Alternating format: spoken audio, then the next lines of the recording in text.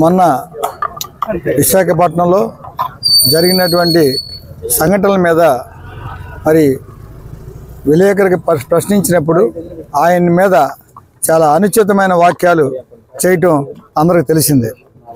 ఈ రోజున మీడియా లేకపోతే ఇవాళ ప్రజలు ఎలా నడుచుకుంటారో, ప్రజల పట్ల మరి నాయకులు కానీ అందరూ కానీ ప్రతి విషయాన్ని ఉన్నట్టు చెప్పాలంటే ఇవాళ మీడియానే.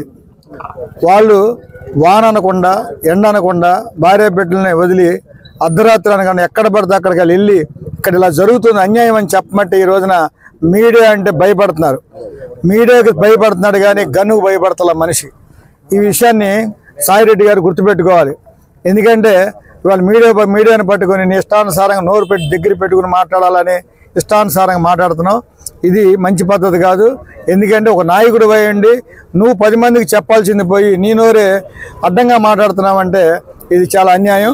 ఇవన్నీ కూడా చూస్తున్నారు ప్రజలందరూ. మీరు ఇంతకుముందు ఏం చేశారో ఇప్పుడు చంద్రబాబు నాయుడు గారు, పవన్ కళ్యాణ్ గారు దాని మీద స్టడీ చేసి శాస్త్రపత్రాలు వదులుతున్నారు. ఆ వాటిలో ఏం జరిగిందో ఎన్ని అన్యాయాలు చేశారో అన్నీ కూడా బయటకు వస్తున్నాయి. మీరందరూ గ్యారెంటీగా అరెస్ట్ అవ్వడం గ్యారెంటీ. ఒక్క నాయకుడిని కూడా వదిలిపెట్టరు. చేసిన అన్యాయాలన్నీ కూడా బయటికి లాగుతున్నారు.